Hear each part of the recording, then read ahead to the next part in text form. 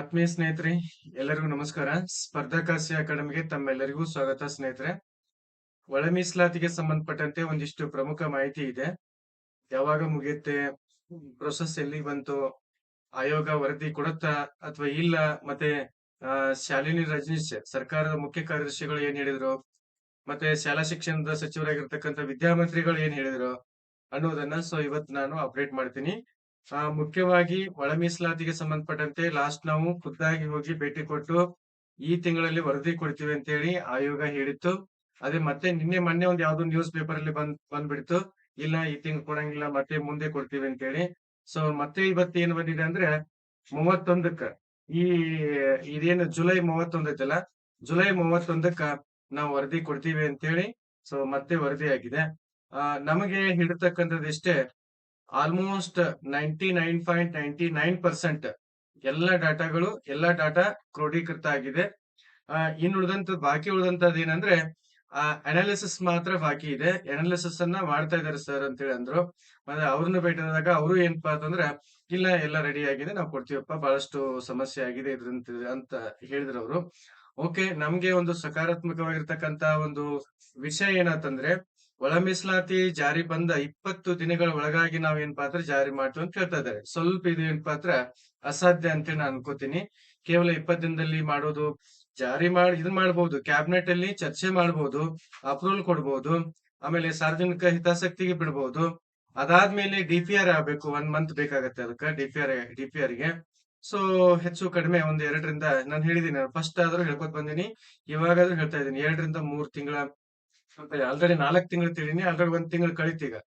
So ಹೆಚ್ಚು ಕಡಿಮೆ ಒಂದ್ 2 ತಿಂಗಳ ಅಥವಾ 3 ತಿಂಗಳ ಒಳಗಾಗಿನ ಈ ಒಳ ಮೀಸಲಾತಿಗೆ ಸಂಬಂಧಪಟ್ಟಂತೆ ನಿನ್ನೆ ನಾವೇನಪ್ಪಾ ಅಂದ್ರೆ ಸರ್ಕಾರದ ಮುಖ್ಯ ಕಾರ್ಯದರ್ಶಿಗಳನ್ನ ಭೇಟಿಯಾದೀವಿ.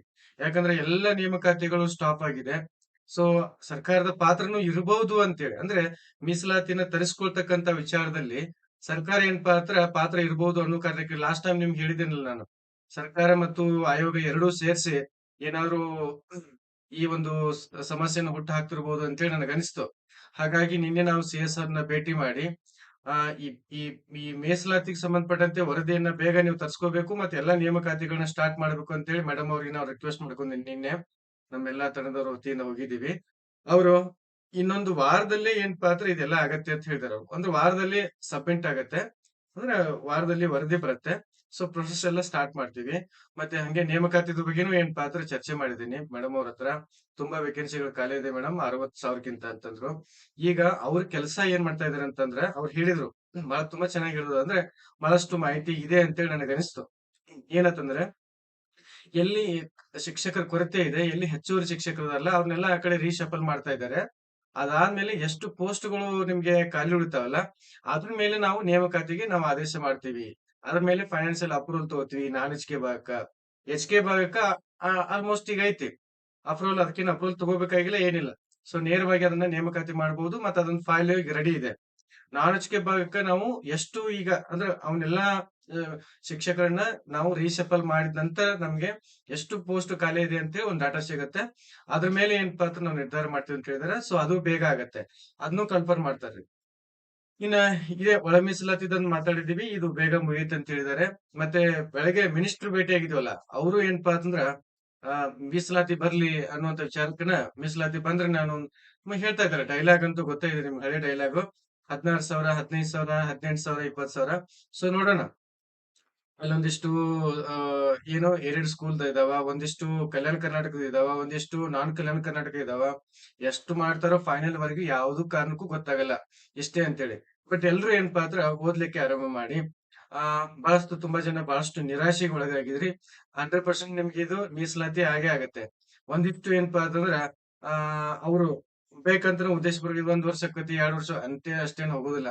ಆಲ್ರೆಡಿ ಏನಾಗ್ಬೇಕು, ರಾಜ್ಯದಲ್ಲಿ ಈ ಮೀಸಲಾತಿ ಸಂಬಂಧಪಟ್ಟಂತೆ ಎಲ್ಲವೂ ನಡೀತಾ ಇದೆ. ಸೊ ಅದಕ್ಕೆ ಯಾವ್ದು ಕಿವಿ ಕೊಡಬೇಡಿ. ಮೀಸಲಾತಿಗೆ ಸಂಬಂಧಪಟ್ಟಂತೆ ಹಂಗಾಗೋದು, ಅದು ಸಹಜವಾಗಿ 1 ತಿಂಗಳ 2 ತಿಂಗಳ ಮುಂದ್ ಹೋಗೋದನ್ನ, ಒಂದು 4 ದಿವಸ ಮುಂದ್ ಹೋದ್ರೆ ಸರ್ ಏನಾಯ್ತ್ರಿ ಅಂತ ಕೇಳ್ತೀರಿ. ಸೊ ಅದು ಒಂದ್ ಸ್ವಲ್ಪ ತಾಳ್ಮೆ ಬೇಕಾಗಿತ್ತು. ಸರ್ಕಾರದ ಕೆಲಸ, ನಮ್ಮ ಮನೆಯ ಕೆಲಸ ಅದನ್ನ ನಾವು ಬೇಗ ಮಾಡ್ಕೋಬಹುದು. ಬಟ್ ಸರ್ಕಾರಿ ಕೆಲಸ ಏನ್ ಮಾಡಕ್ ಆಗಲ್ಲ. ಸೊ ಎಲ್ರು ಏನಪ್ಪಾ ಅಂದ್ರೆ ಇದಕ್ಕೆ ಸಕಾರಾತ್ಮಕವಾಗಿ ಇದಾರೆ ಅಂತೇಳಿ ನಮ್ಗೆ ಅನ್ಸತ್ತೆ.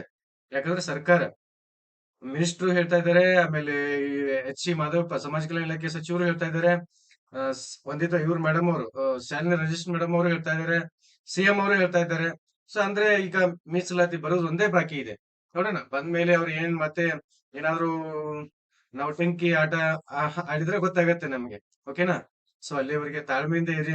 ಎಲ್ರು ಏನ್ ಪಾತ್ರ ಓದ್ಲಿಕ್ಕೆ ಆರಂಭ ಮಾಡಿ. ವರದಿ ಬರುತ್ತೆ ಇನ್ನೊಂದ್ 2 ತಿಂಗಳ ಒಳಗಾಗಿನ ಎಲ್ಲಾ ನೋಟಿಫಿಕೇಶನ್ 2 ಅಥವಾ 3 ತಿಂಗಳ ಒಳಗಾಗಿನ ಎಲ್ಲಾ ನೋಟಿಫಿಕೇಶನ್ಗಳು ಆರಂಭ ಆಗ್ತವ. ಯಾರು ಆತ್ಮವಿಶ್ವಾಸ ಕಳ್ಕೋಬೇಡಿ.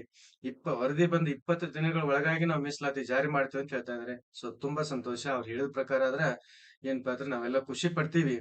ಬಟ್ ಏನಾದ್ರು ಅವ್ರು ಮತ್ತೆ ಡಿಲೇ ಮಾಡ್ರೆ ಐತೆಲ್ಲ ಹೋರಾಟ, ಪ್ರತಿಭಟನೆ, ಏನೇನ್ ಮಾಡ್ಬೇಕು ಅನ್ನೋದು. ಸೊ ಮತ್ತೆ ನಾವು ಮುಂದುವರೆದ ಭಾಗವಾಗಿ ಇದನ್ನ ಕೋರ್ಟ್ಗೆ ಹಾಕ್ಬೇಕಂತೇಳಿ ಏನಪ್ಪಾ ಅಂದ್ರೆ ನಿನ್ನೆ ಡಿಸ್ಕಷನ್ ಮಾಡಿದ್ವಿ.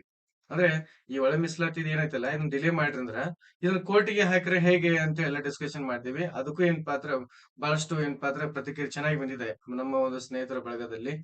ಅದಕ್ಕೆ ನೋಡೋಣ, ಸ್ವಲ್ಪ ತಾಳ್ಮೆಯಿಂದ ಇರಿ. ಒಂದು ವಾರದ ಮಟ್ಟಿಗೆ ಗೊತ್ತಾಗತ್ತೆ ಎಲ್ಲವೂ.